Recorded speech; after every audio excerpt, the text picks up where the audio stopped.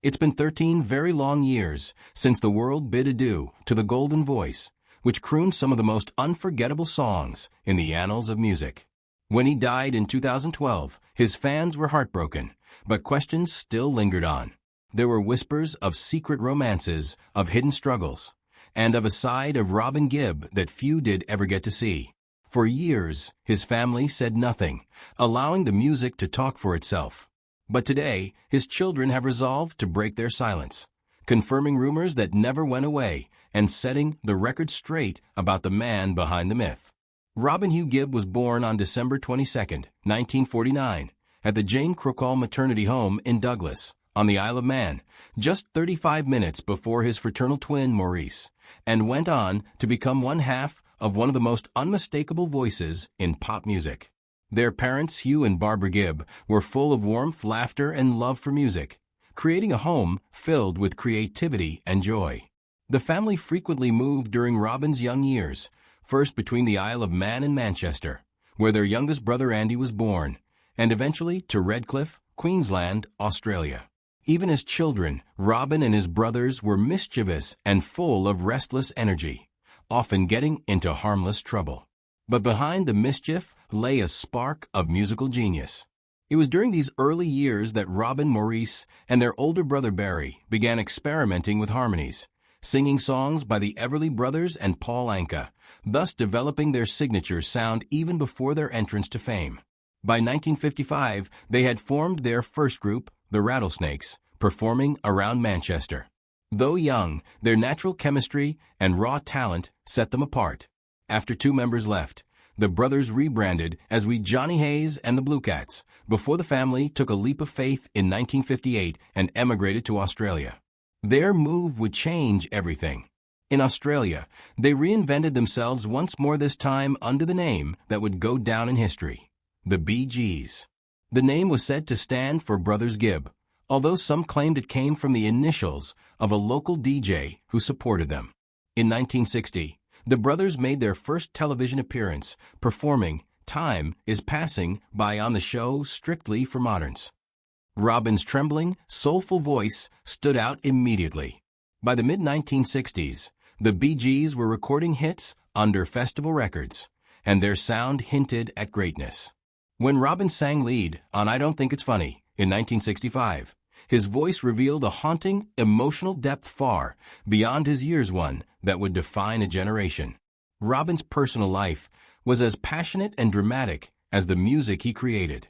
During the height of the Bee Gees' fame in 1968, he married Molly Hullis, a secretary who worked for their manager, Robert Stigwood. Early on, both were survivors of the Hither Green Rail crash, a terrible accident that killed dozens. The shared trauma bonded them deeply, and for a time, everything seemed perfect. They had two children, Spencer, born in 1972, and Melissa, born in 1974. However, fame and distance strained their relationship.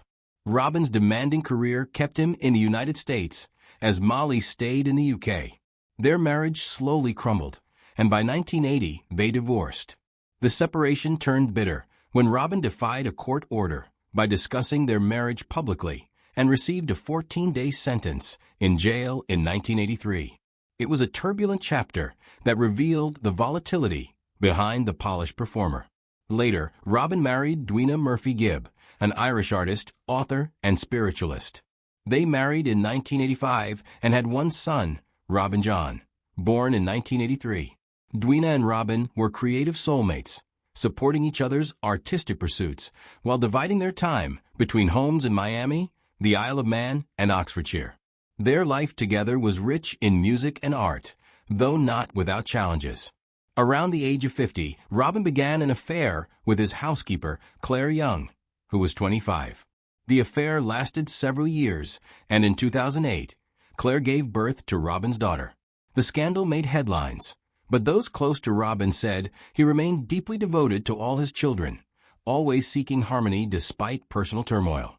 Outside his music and relationships, Robin was known for his charity and political efforts. He was a friend of ex-Prime Minister Tony Blair, a supporter of the Labour Party, often entertaining Blair at his Miami home. He also supported at least a few charities. He He served as president of the Heritage Foundation and supported the Bomber Command Memorial Appeal. Amidst all the fame, heartbreak, and controversy, Robin never lost his sensitivity or creative soul. His voice and songs spoke louder than any gossip could. In the early 1980s, however, Robin found himself embroiled in one of the most shocking scandals of his career. Between 1980 and 1981, the FBI allegedly began investigating him after a series of alarming telegrams were sent to the attorneys of his ex-wife, Molly. These messages contained threats that implied violence, including one chilling line suggesting he had taken out a contract, a phrase understood to mean hiring a hitman. The telegrams were traced back to Robin, who was in the midst of a bitter and emotional divorce. This was serious business for the FBI, as the messages had crossed international borders from the UK to the United States. Agents took a closer look at whether the threats carried weight or just were written in anger during a moment of emotional instability. The incident deeply disturbed Robin's team and tarnished his reputation, even though no criminal charges were brought against him in the end. It was another painful reminder that behind the dazzling career and the angelic voice was a man of deep emotion and complexity, a dreamer whose life was as turbulent as the melodies he left behind. Through every scandal, heartbreak, and triumph, Robin Gibb remained one thing above all else: an artist whose music transcended his flaws, whose voice will forever echo in the hearts of fans around the world. One of the telegrams reportedly stated, "I have taken out a contract," while another hinted at vengeance for the way he said the divorce proceedings were being handled. Though the messages were threatening in tone, no criminal proceedings were ever brought against him, and the inquiry was quietly dropped after a few months. Friends close to the singer later revealed that Robin was in a state of deep emotional turmoil at the time. His marriage had fallen apart, he was locked in a painful custody battle, and he was desperately trying to maintain his public image while juggling a demanding career. Those who knew him insisted that Robin was not a violent man, only someone who had been pushed to the edge by stress and heartbreak. Still, the scandal left a permanent mark on his reputation. The story made front-page headlines in both Britain and America, and it resurfaced decades later when FBI records were released.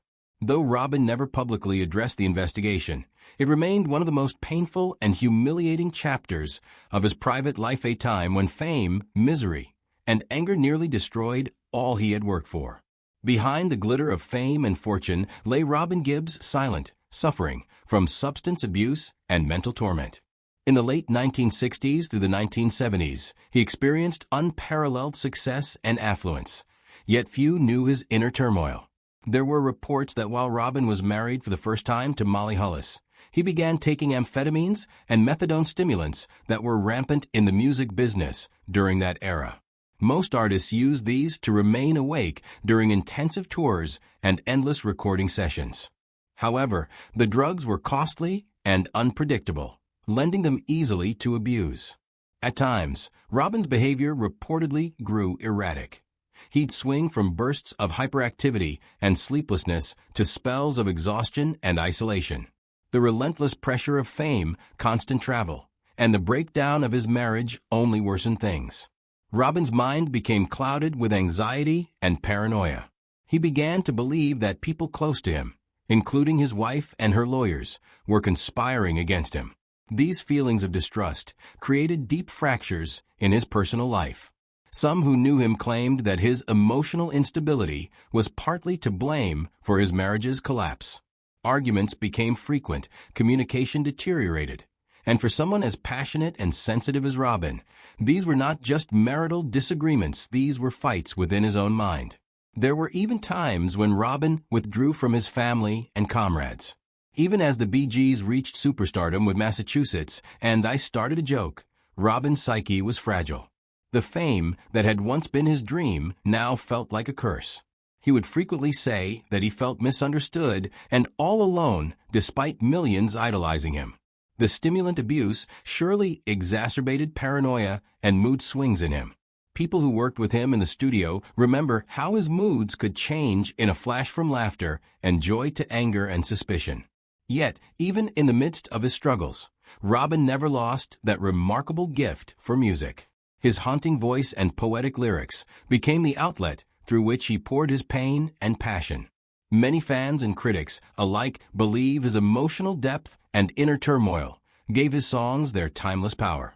Though he seldom spoke publicly about his mental health or regrets, his later interviews hinted at a sense of reflection and hard-earned lessons from that turbulent period. Those years left deep scars, personal and professional, but they also shaped the man he became. Robin Gibb's journey through stardom, heartbreak, and despair revealed the truth that even the brightest stars carry shadows few ever see.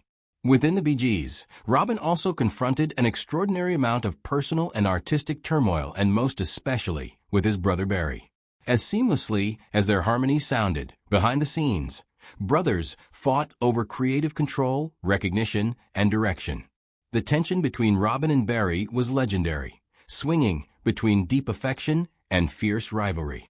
Their disputes went beyond ordinary sibling rivalry. They were about identity and leadership within one of the world's most successful bands. The first major rift appeared after the massive success of Massachusetts in 1967, one of the Bee Gees' earliest international hits. Robin had sung lead on the track, and its global success gave him a sense of artistic ownership and pride. But as the Bee Gees' fame continued to grow, Barry increasingly took the lead on subsequent songs. Years later, Barry admitted that ever since Massachusetts, Robin felt strongly that he should remain the band's lead vocalist. That creative tension would simmer for decades, sometimes quietly, sometimes erupting into open conflict. But it was also part of what gave the Bee Gees their incredible emotional range. Their rivalry, while painful at times, helped shape some of the most beautiful music the world has ever known.